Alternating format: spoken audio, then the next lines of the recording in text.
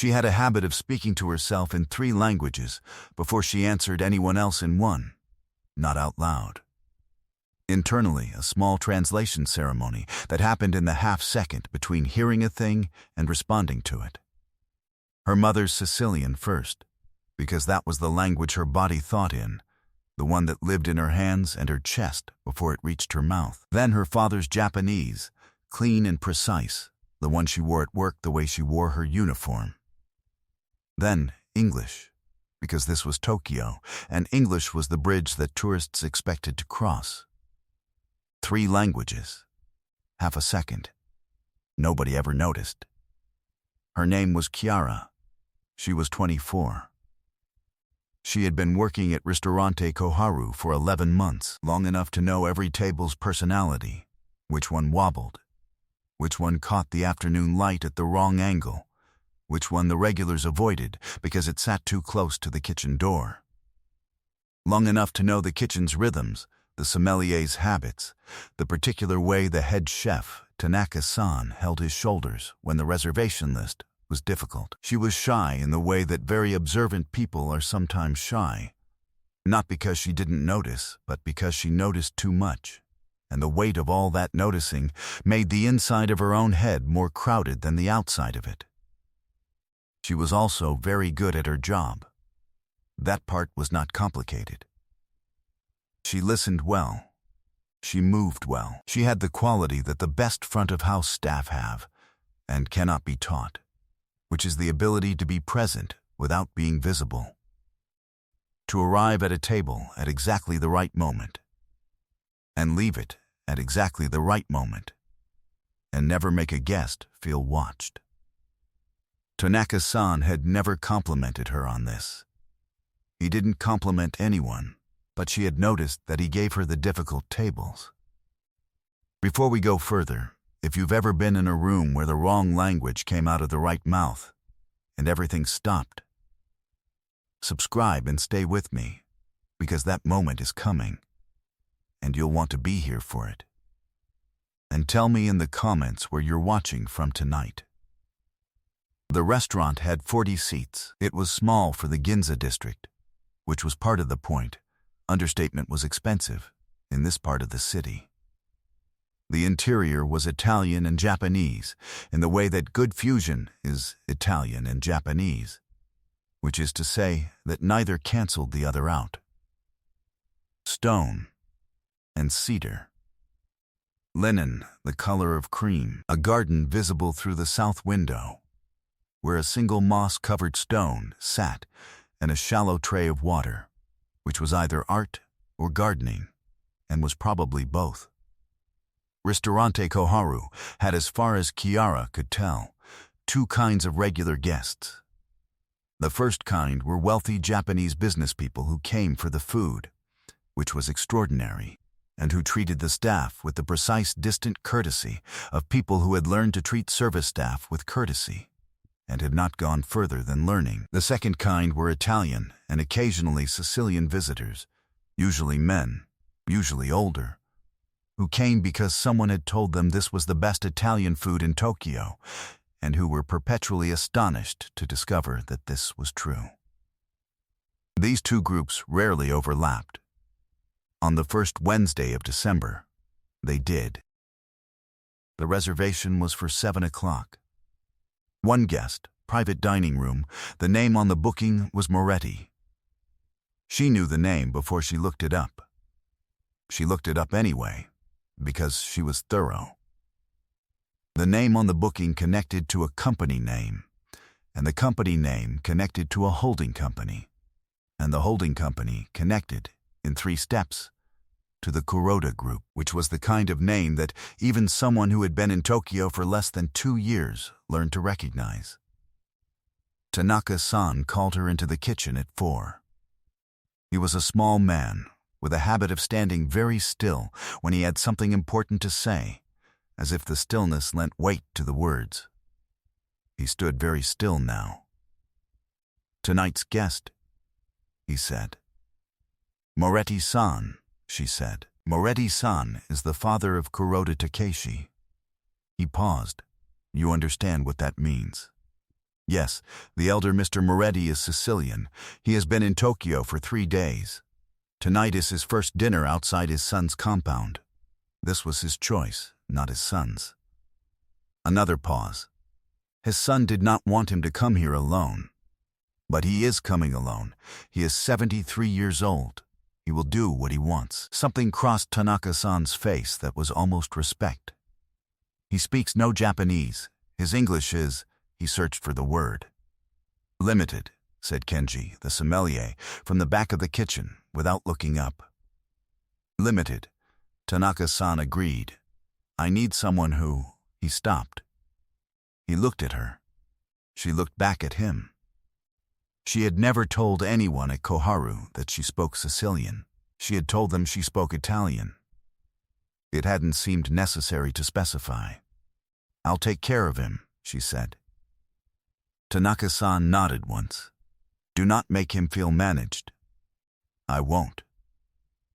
She went back to the dining room.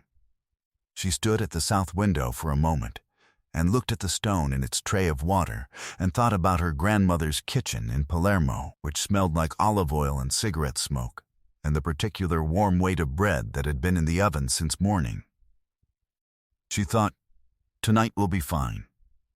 She did not yet know what was happening in the restaurant's private entrance at that same moment, where a man was arriving in a car he had not called and speaking to the door staff in a way that did not require a reservation. The elder Moretti arrived at 7 exactly. He was not what she had expected, which was its own form of embarrassment, because she should have known better than to expect anything. He was a large man who had once been larger. His hair was white, and his face was tanned in the deep settled way of a man who had spent many decades in Mediterranean sun. He wore a dark suit that was good and old. He carried a cane that he did not appear to need. He looked at the restaurant the way people look at things they are deciding to trust. She came forward. She said, in Italian first, Good evening, Miss Moretti. Welcome to Ristorante Koharu. He looked at her. His eyes were dark and assessing and not unkind. Italian, he said. Good, my son tells me no one here will speak Italian. Your son may have been thinking of other restaurants, she said. He made a sound that was almost a laugh. Where are you from? My mother is from Palermo, she said. My father is from Kyoto. He was quiet for a moment. Looking at her more carefully now, the way people look when they are revising an impression. Palermo, he said. Yes, he said something then. Not in Italian, in the dialect. The actual dialect. The Sicilian that was not Italian the way Neapolitan was not Italian. The version that lived 3 generations back in her grandmother's throat, and that she had grown up hearing at Sunday tables, and in arguments from the next room, and in prayers that her grandmother said quietly and fast when she thought no one was listening. He said, in Sicilian, And do you know where I'm from, by the way I'm speaking? The dining room was quiet enough that several nearby tables heard him. They heard something foreign. They did not yet know what.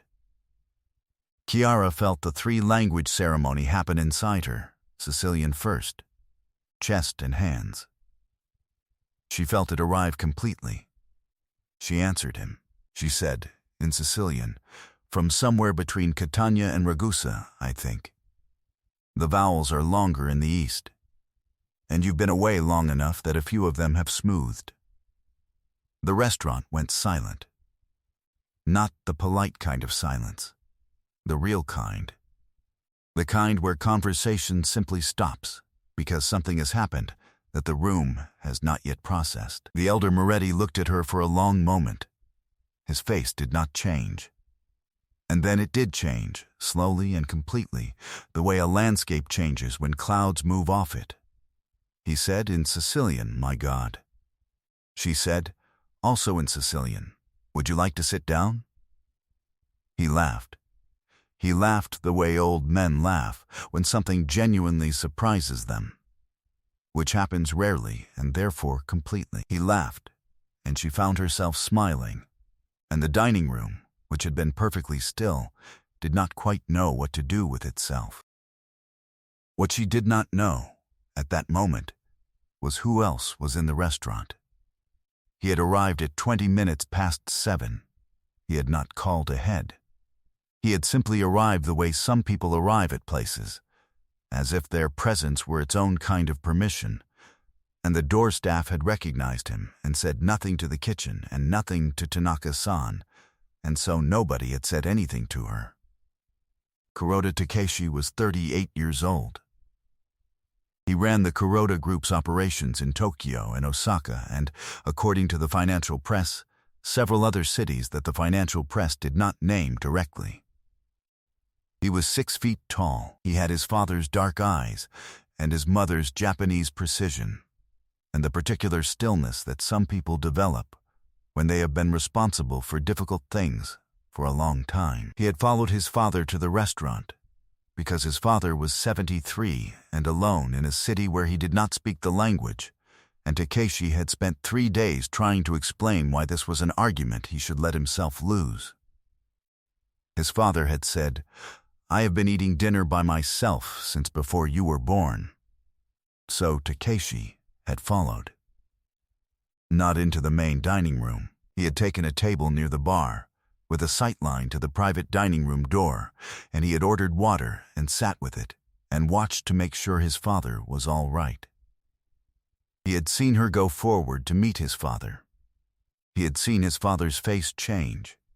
He had heard what came out of the room, not the words, because the walls of the private dining room were good, but the shape of the sound, which was wrong, which was unfamiliar, which was something that was not Italian and not Japanese and not English, and which made his father laugh the way Takeshi had not heard him laugh in 4 years, since Takeshi's mother died.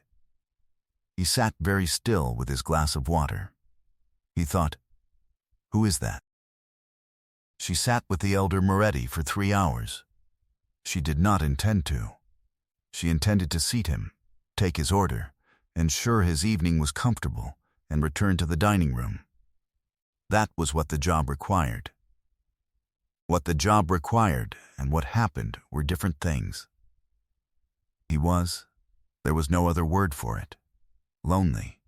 Not in a way he would have named, not in a way that would have survived naming. But she had grown up between 2 languages, which meant she had grown up between 2 versions of every room she had ever been in, and she had learned early that loneliness looked different in Sicilian than it looked in any other language. In Sicilian, it looked like talking. It looked like filling space with sound, because silence was where grief lived. He talked about Ragusa.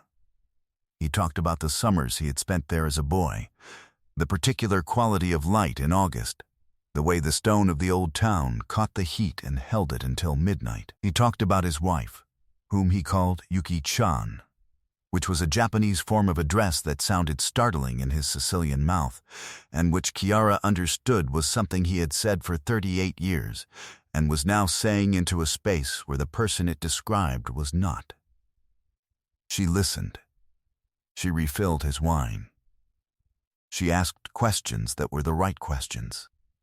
Not the sympathetic kind that invited people to perform their grief, but the curious kind that invited them to go on talking about what made them happy. She asked about the light in Ragusa in August. She asked about his wife's family in Kyoto, which she gathered was where they had met. She was teaching school, he said. I was, passing through. He smiled at whatever that meant. She told me I was pronouncing the word for rain incorrectly. For a year I mispronounced it on purpose so she would correct me.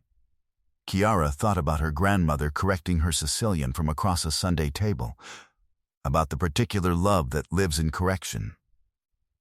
Did she ever find out? She said. On our wedding day. She was very annoyed. He laughed again. She stayed anyway. She sounds clever. She was the cleverest person I have ever known. Her son takes after her in that. He looked at his wine glass. In everything else he takes after me, unfortunately for him. She thought about what she knew about the Kuroda group, about the things that takes after me meant in that context, from a man like this.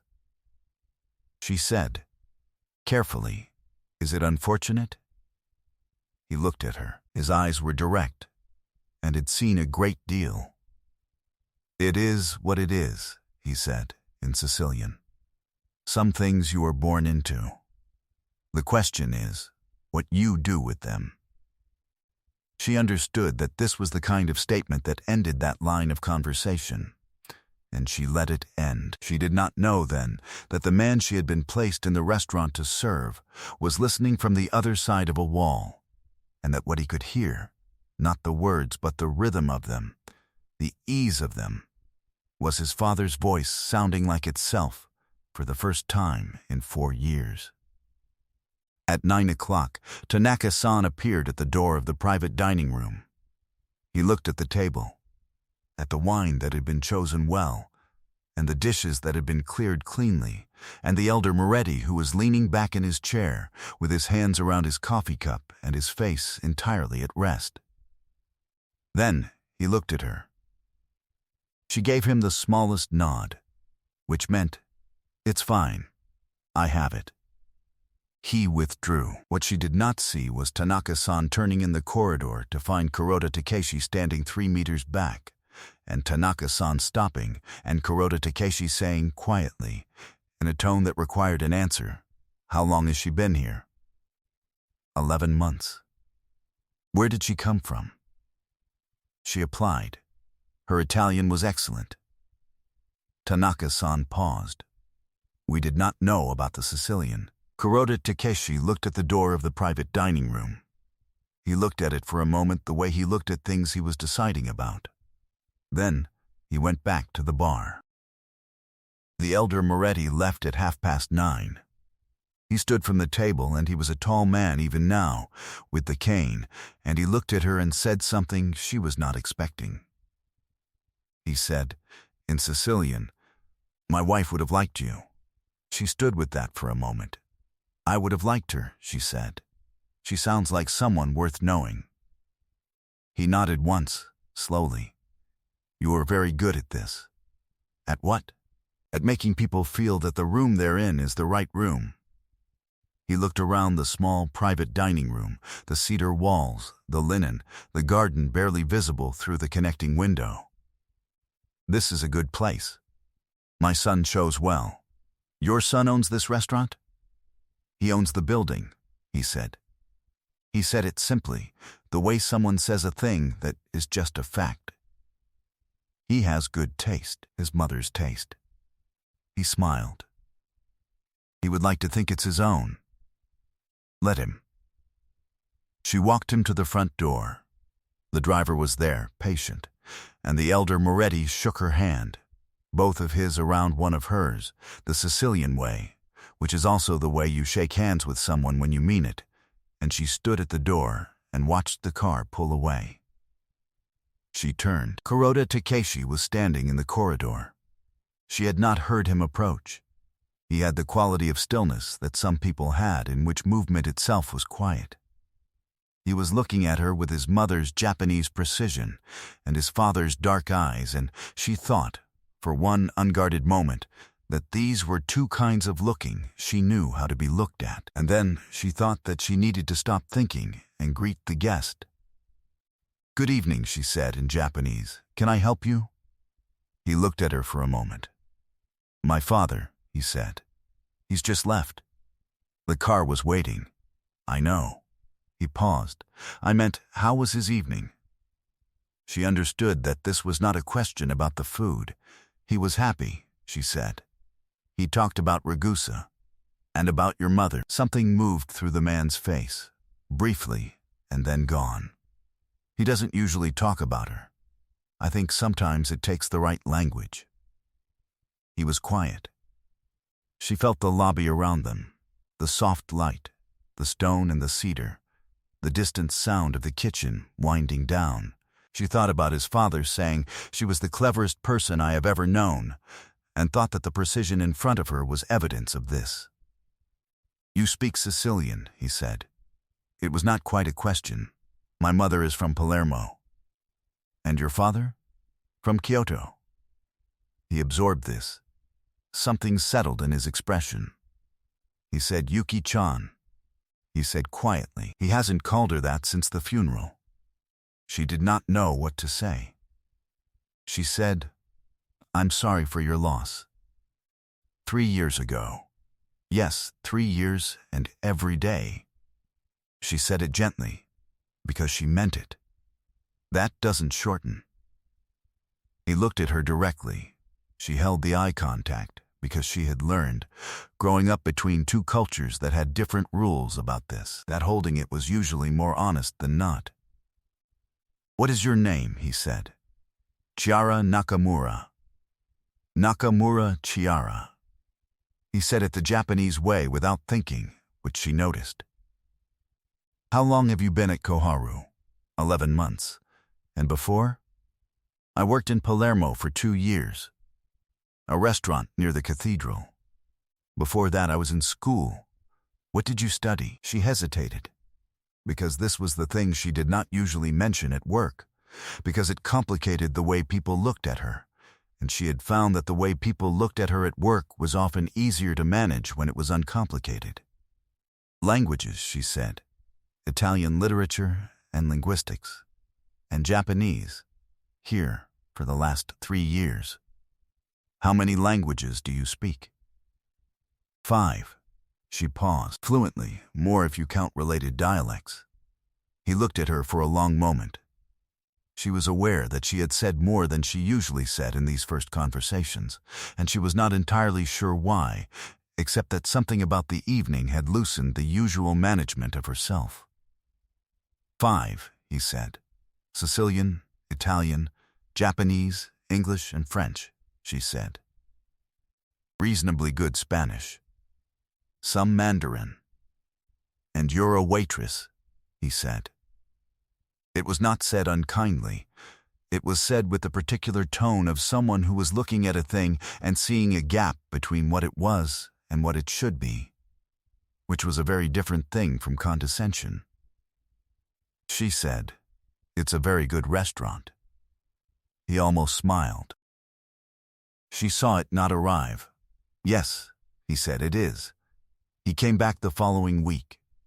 He came for dinner, a reservation under his own name, and he sat at a table in the main dining room rather than the private room, which she understood was a choice. She was assigned to his table. She did not know if this was Tanaka-san or coincidence.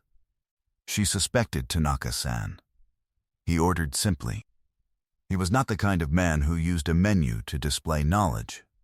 He ordered what he wanted, and he asked one question about the pasta preparation, and he listened to her answer the way his father had listened to her. Which was a genetic thing, she thought, this quality of actual attention.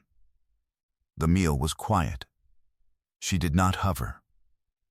She appeared when she was needed, and she was gone when she was not. Toward the end of the evening, he said, without looking up from his coffee, my father called. She waited. He said. He stopped. He looked at his cup. He said he was going to learn to speak to you in Japanese, so you'd have something to teach him. She thought about the elder Moretti saying she was very good at making people feel the room they're in is the right room. She thought about a woman in Kyoto teaching a Sicilian man to say the word for rain. She thought about mispronouncing it on purpose for a year just so she would correct you. Tell him I'll teach him the hard vowels, she said. The ones that trip up Sicilians. He looked at her. The almost smile came again. Closer. The oo sound, he said. You've tried. My mother spent 10 years on the oo sound with my father. He set down his cup. He can now produce it correctly, approximately 50% of the time. She considered that a triumph. It is a triumph, Chiara said. It's a very difficult vowel. He looked at her steadily.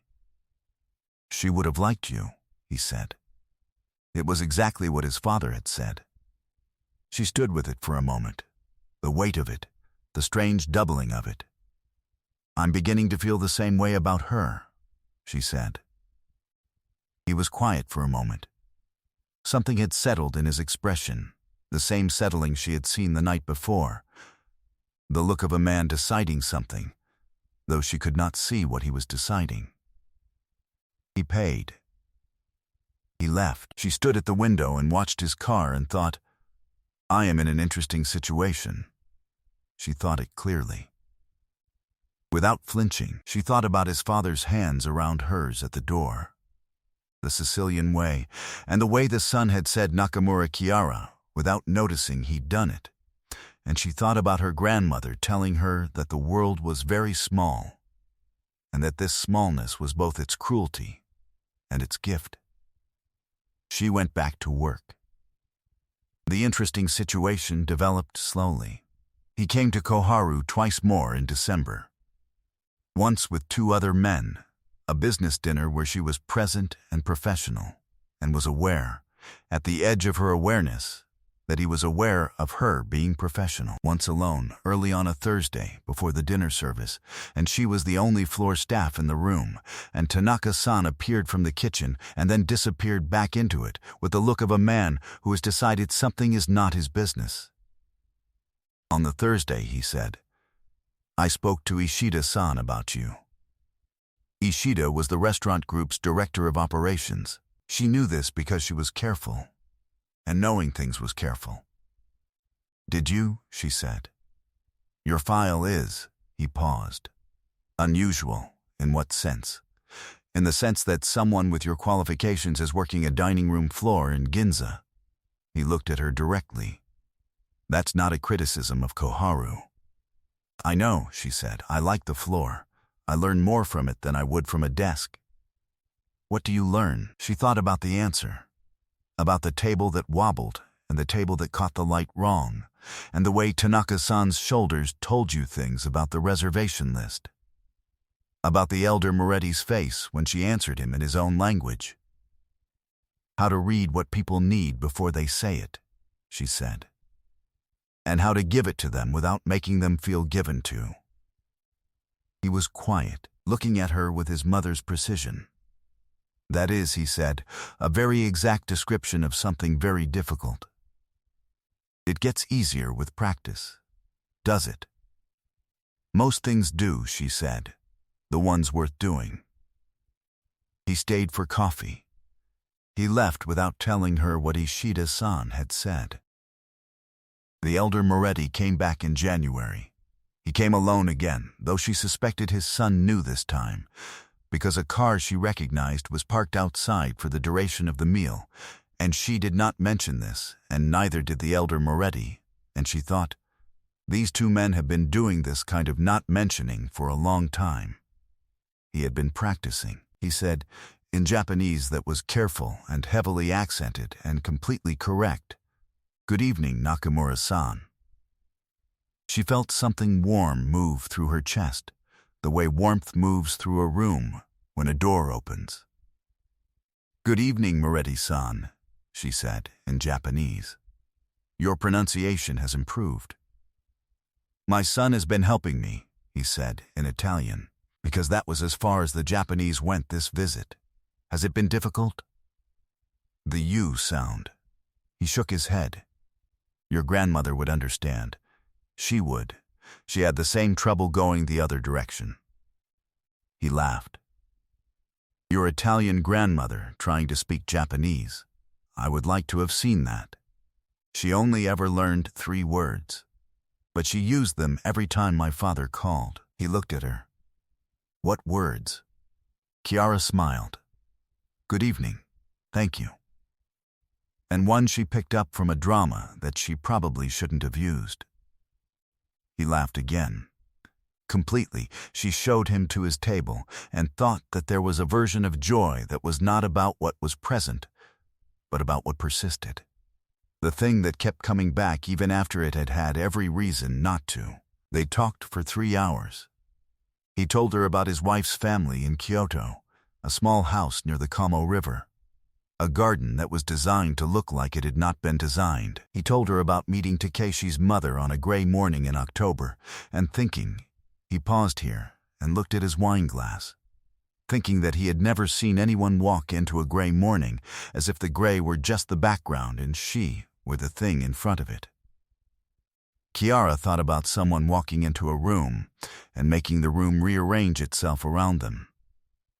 She thought about his son. She thought, I should be careful about thinking about his son. Then she thought, being careful has never, in my experience, changed what I thought. The thing happened on the last Thursday in January. Koharu was hosting a private event. The restaurant had been booked exclusively. 40 guests, a business dinner, the Kuroda Group's Tokyo leadership, and half a dozen visiting partners. She knew this in advance. She had prepared for it, the way she prepared for all difficult evenings, by understanding exactly what was needed before any of it was needed. What she had not known was that Councilman Ida would be among the guests. She knew Ida by reputation. Everyone in this part of Tokyo's hospitality industry knew Ida. He was the kind of local politician who made his importance felt in restaurants and hotels and the spaces between them, who had opinions about what the neighborhood should be and who should be in it. He had come to Koharu twice before, during regular service, and she had served him both times, and both times he had treated her with the specific quality of dismissal that some people deploy when they want you to know they see you and are choosing not to. Tonight he arrived with 3 other men and a bottle of whiskey he had brought himself, which was either a statement about the restaurant's cellar or a statement about himself, and Chiara decided not to decide which. She was the lead floor staff for the evening. Tanaka-san had assigned her without explanation, which was the form his explanations usually took. The dinner went well for 2 hours. At the 3rd hour, Ida said something. She was at the station near the south window, checking the wine service for the far table, and she heard it because the acoustics of the room were good. The cedar absorbed most sound, but directed certain frequencies, and his voice was the directed kind. He said to the man next to him, in Japanese, foreign-flavored staff, I suppose it's a concept. The man next to him made a sound that was politely non-committal. Ida said, I've never understood why a Japanese restaurant feels it needs to import the atmosphere. She stood at the station. She kept her face neutral. She completed the check on the wine service. What she did not know was that Kuroda Takeshi, seated at the head of the table, had also heard this. What she also did not know was what Kuroda Takeshi was going to do about it. She found out in the next 10 minutes. Takeshi stood. The table went quiet in the way that tables go quiet when the person at the head of them stands. He lifted his glass, which meant a toast, and the room oriented itself toward him. I want to thank everyone for being here, he said. His voice was even and unhurried. Koharu has been part of our portfolio for 4 years. In that time, it has been the highest-rated restaurant in the group, not in revenue, in the measure that I care about, which is the one that cannot be faked. He paused. 3 weeks ago, my father was in Tokyo. He is 73. He lost his wife 3 years ago. He has been a slight pause, which was the only version of visible emotion the room was going to see. He has been diminished by it, in the way that any person is diminished by the absence of someone who was the center of their life. He has been polite about it. He has not been himself. The room was quiet. He came to this restaurant alone, Takeshi said. He sat for 3 hours. He called me that night, and I heard something I had not heard in 3 years. I heard him laugh. He looked at his glass for a moment. The reason he laughed is standing near the south window. Every head in the room turned. She was standing at the wine station. She was wearing her uniform. Her hands were at her sides. She did not move. Her name is Nakamura Chiara, Takeshi said. She speaks 5 languages, one of which is the exact Sicilian dialect of a town my father has not been back to in 40 years. She sat with my father for 3 hours, and she asked the right questions, and she listened the way people listen when they actually want to hear. My father has come back to this restaurant twice more. He is learning Japanese so that he can speak to her in her other language. He looked at the room. His gaze moved once to Ida. He said, "The atmosphere in this restaurant is not imported. It is produced by people who understand what their work is for. That is the only concept that matters to me, and I am fortunate that I know where to find it." He raised his glass. "To Koharu," he said, "and to the people who make it what it is." The room raised glasses. Several people looked at her. She stood at the window and held the looking, the way she had learned to hold things, completely, without flinching. Aida raised his glass. His face held the particular expression of a man who had understood what had just happened to him and was deciding that the best strategy was to appear to have not understood. She watched him decide this. She thought about her grandmother, who had said, "Some people learn slowly. Some people learn never. And the only thing you can do about either one is stay yourself." She stayed herself. After the dinner, when the guests were leaving, Tanaka-san came to where she was clearing the south table. He stood beside her. He did not say anything. He picked up the other side of the linen and folded it with her, which was not his job. She said he didn't have to do that. Tanaka-san said, "No, it would have been enough to just not say anything. Or to correct it privately." Yes, he set down the folded linen. That is why he said it publicly. She thought about that. About the difference between the correction that was for her and the correction that was for the room. She thought that she had been in this city for 2 years, and in this restaurant for 11 months, and she had been careful and thorough and very good at her job, and she had not, until this evening, been publicly named by anyone above the rank of floor manager. She thought, being seen is different from being useful. She had not known they were different until now. Takeshi found her at the end of the evening. The restaurant was empty. The kitchen had closed. Tanaka-san had gone home. She was doing the last check of the dining room, the small inventory she did at the end of every shift. The same circuit, the wobbling table, the light angle, the kitchen door proximity. He was standing near the entrance. "You should have gone," she said. "The car has been waiting for an hour. I know." She set down her notepad. She looked at him across the empty dining room, the cedar walls, the linen, the garden in the south window, dark now, just the shape of the stone in the shallow tray. "Your speech," she said. "Yes, you didn't have to name me." "I know. It was enough too, Kiara-san," he said. She stopped. He had never used her given name before. He had said Nakamura Kiara once, in the corridor, which was the Japanese order and which she had noticed. This was different. This was the name itself, standing alone. She waited. "I have been watching you work for 6 weeks, he said. "I have watched you read what people need before they say it. I have watched you give it to them without making them feel given to. I have watched you sit with my father for 3 hours and ask the right questions, which nobody else has managed in 3 years." He was quiet for a moment. "I named you because it was true. And because the room needed to hear what true looks like." She stood with that. She thought about her mother in Palermo, who had said, "You have your father's patience and your grandmother's tongue and my stubbornness, and between the 3 of them, you will be fine." She thought about her grandmother, who had said, "The world is very small, and its smallness is both its cruelty and its gift." She thought about a Sicilian man mispronouncing the word for rain for an entire year, just so a woman would correct him. She said, "Takeshi-san." He looked at her.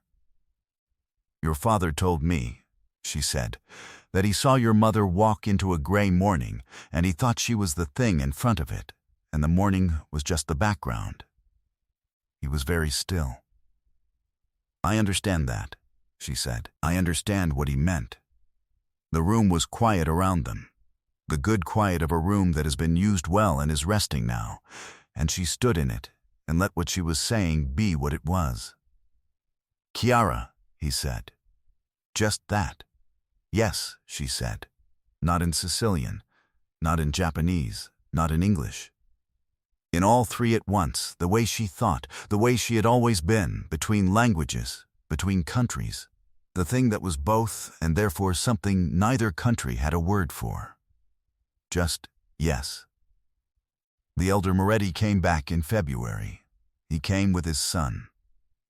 They sat at the table near the south window, which she had decided was theirs, and she served them and she listened to the elder Moretti use 3 Japanese sentences he had learned, which were good evening, the wine is very good, and this garden reminds me of Kyoto. And she watched Takeshi listen to his father say these sentences with his mother's precise attention, and she thought that grief was not only the space where someone was gone, but also the space where they kept arriving, and the people they had made, and the things they had taught. She brought the wine, she said, in Sicilian, to the elder Moretti. The oo sound in the 3rd sentence was almost perfect. He beamed. He said, in Sicilian, my son has been practicing with me. She looked at Takeshi. He was looking at the garden. She thought about someone walking into a gray morning. She thought about a room rearranging itself. She thought about 5 languages, and one moment when the right one came out of the right mouth, and the entire room went still. She thought, this is the right room. She stayed at Koharu through the spring.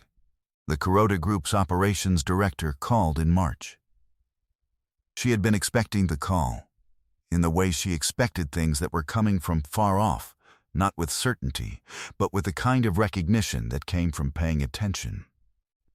The call was about a role. Not at Koharu. At the group's hospitality division, a new position, something to do with guest experience and international relations. The director described it, and she listened, and she said she would consider it. She considered it. She thought about the floor. She thought about the wobbling table and the light angle and the kitchen door proximity and the knowledge she had accumulated in 11 months of paying attention. She thought about Tanaka-san, who never complimented anyone and gave her the difficult tables. She thought about the elder Moretti's hands around hers, both of his around one of hers, the Sicilian way, which was also the way you shook hands with someone when you meant it. She called the director back and said, I'll do it, but I want to keep Tuesday evenings at Koharu. A pause. That's not. It's what I need, she said. Otherwise the answer is no. Another pause. I'll check with Mr. Kuroda. The answer came back in an hour. It was yes. The summer came to Tokyo the way it always comes to Tokyo, suddenly and completely, the heat arriving like a decision. She learned the new role, and it was difficult, and she found that difficulty, as she had always found it, more interesting than the alternative. Takeshi took her to Ragusa in August. Not immediately, not easily. Between January and August there were dinners and conversations, and one disagreement, serious and careful, that lasted 2 weeks and ended the way good disagreements end. Not in one person prevailing, but in both people understanding something they hadn't understood before. In Ragusa they walked on the stone streets in the evening, and the heat came off the buildings the way he had said his father described it. Held in the stone since morning, released slowly, so that midnight was still warm and the air tasted of limestone and thyme. His Italian was good. Her Sicilian was what it was, which meant that here, in this place, she was suddenly the one who moved with ease while he reached for footing. She did not gloat about this. She helped him. She thought about a Japanese woman in Kyoto teaching a Sicilian man to say the word for rain, about a year of purposeful mispronunciation, about staying anyway. They sat in a piazza in the old town on the last night. Late. Wine on the table, and he looked at the buildings around them, and then at her. "You're at home here," he said. "I'm at home in several places," she said. "That used to feel like not being at home anywhere. I think now it's the other way." He looked at her. What changed?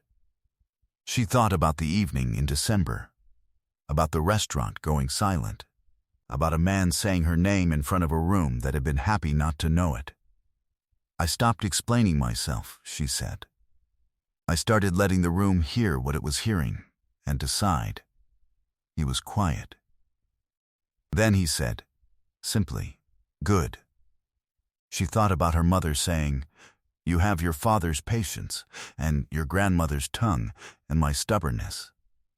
She thought, "And now I have this table, this city, this man, this August night with its limestone warmth."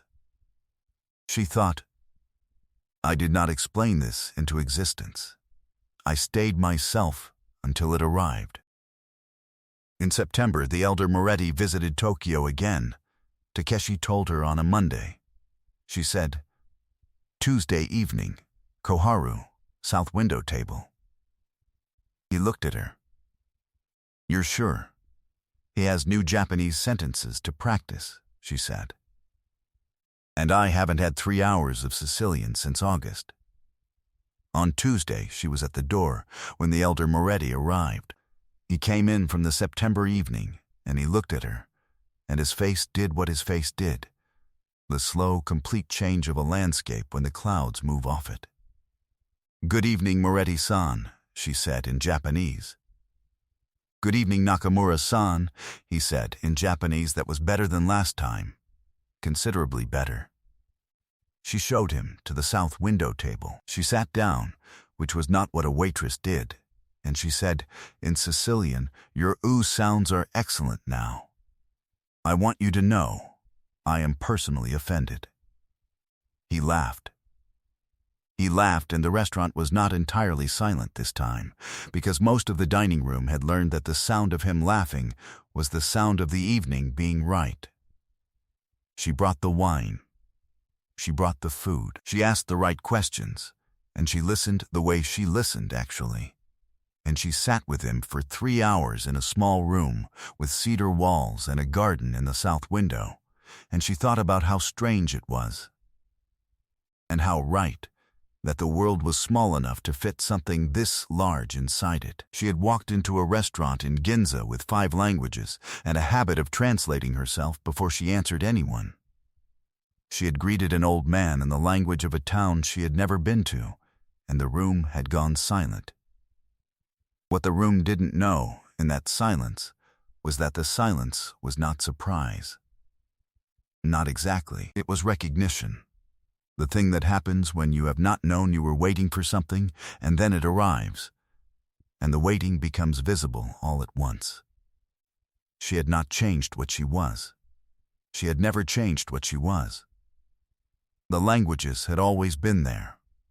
The patience had always been there. The grandmother's tongue and the father's precision and the mother's stubbornness had always been there. The room had just needed a moment to hear them. The thing you carry without explaining is not a burden. It is the whole of you. And the right room, the room where you are finally heard in the language you actually think in, is not found. It is made, quietly, by staying yourself, until it becomes what you are in.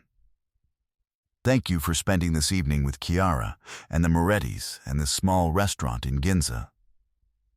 If there's a room where you felt unheard, or a moment when someone finally heard you, tell me about it in the comments. Share this with the person in your life who carries more than anyone knows. And if you want to know what happened when the elder Moretti finally got the Tokyo oo sound exactly right, I'll be here. That's the full script. approximately 9,700 words, continuous prose throughout. Notes on structural choices. The opening uses a status inventory variant, not wealth, but the inner three-language ceremony, which establishes her competence and her betweenness before the first indignity lands. The mirrored prophecy runs through the father-son parallel. A Sicilian man spent a year mispronouncing rain, so a woman would correct him. His son watches a woman who was never corrected by anyone become the person correcting the room. The restaurant-going silent moment is paid off twice, once when it happens and again retroactively, reframed as recognition rather than surprise. The public reversal is Takeshi's speech, which inverts the specific indignity.